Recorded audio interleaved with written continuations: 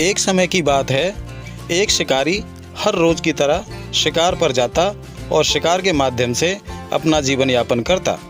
एक बार एक तालाब के किनारे से गुजर रहा था कि तालाब में एक बगुले को मछली पकड़ते हुए और उछालकर अपने गले में लेते हुए और निगलते देखा। उससे प्रेरणा लेकर शिकारी ने एक छोटे से कंकड़ को उछालकर अपने मुंह में पकड़ने की प्रैक्टिस शुरू कर दी।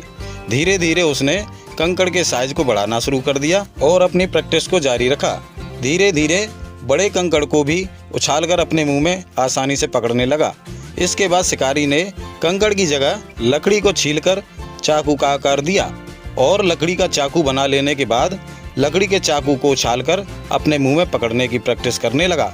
जब लकड़ी के चाकू को सक्षम तरीके से पकड़ने लगा तो उसने एक कदम आगे और बढ़ाते हुए उस शिकारी ने लकड़ी की चाकू की जगह लोहे का असली चाकू इस्तेमाल करना शुरू कर दिया और प्रैक्टिस के दम पर वह शिकारी निपुण कलाकार बन गया।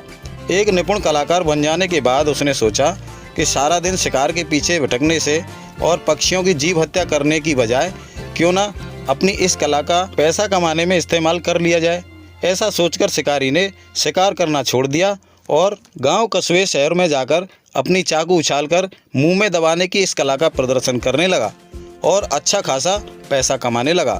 एक रोज की बात है, किसी शहर के मुख्य चौराहे पर मजमा लगाकर अपनी कला का तमाशा दिखा रहा था।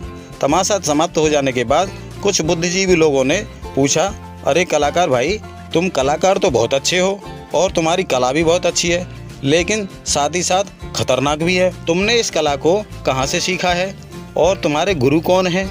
इस पर कलाकार बोला, दोस्तों, मैंने इस कला को कहीं से नहीं सीखा है, मेरा कोई गुरु नहीं है।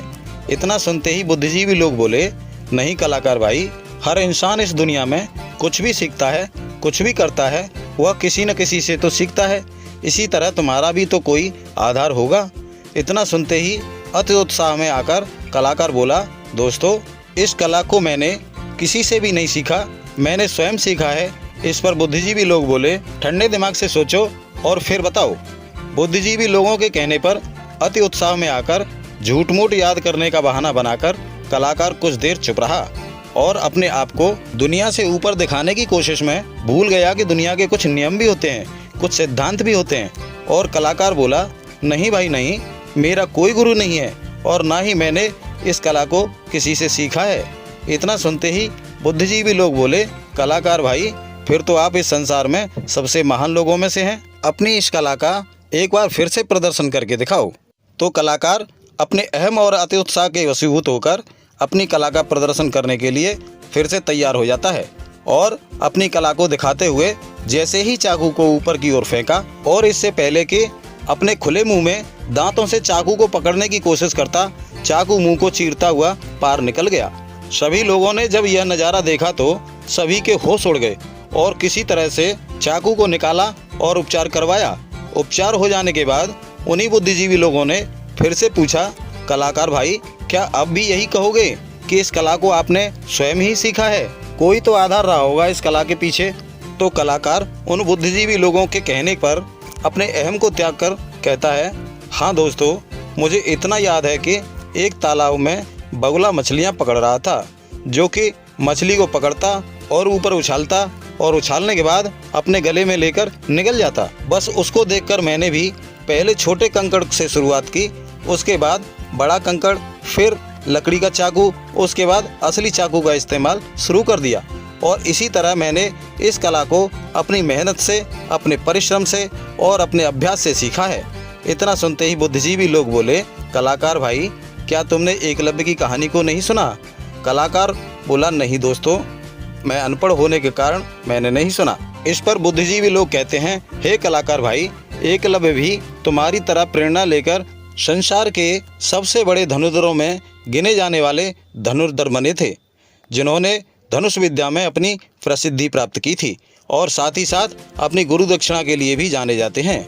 कलाकार भाई, इंसान जब से जन्म लेता है तब से कुछ जाने में, कुछ अनजाने में, बचपन से लेकर अंत समय तक कुछ जाने पहचाने, कुछ अनजाने गुरु बनते ही रहते हैं। जैसे कि बच्चे के सबसे पहले गुरु उसके माँ बाप होते हैं, जिनसे चलना फिरना और बोलना आदि सीखता है, उसी तरह गुरुकुल या विद्यालय में आगे बढ़ते हुए औद्योगिक, व्यापारिक, कलात्मक, व्यावसायिक आदि शिक्षा प्राप्त करता है और इसी तरह अपने जीवन को सार्थक बनाने के लिए संसार में आध्यात्मिक, धार्मिक गुरु बनाता है, जिनका हमें आभास रहता है। लेकिन कुछ गुरु ऐसे होते हैं जिनका हमें आभास नहीं होता। जैसे किसी को कोई कार्य करते हुए देखा और उससे प्रेरणा लेकर हमने वही कार्य शुरू कर दिया, जैसे कि तुमने शुरू कर दिया। यह सभी गुरु आदर सम्मान की श्रेणी में आते हैं।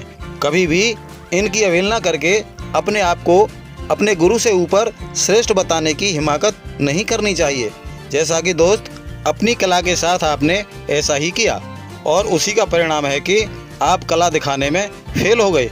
दोस्त, कोई भी कला हो या कोई कार्य करने से पहले गुरु का स्मरण जरूर करना चाहिए। वह गुरु हमारा जाना पहचाना हो या अनजाना, कोई भी कार्य करने से पहले गुरु का स्मरण अवश्य कर लेना चाहिए, क्योंकि स्मरण करने से गुरु का आशीर्वाद प्राप्त होता है और गुरु का आशीर्वाद भगवान का आशीर्वाद होता है।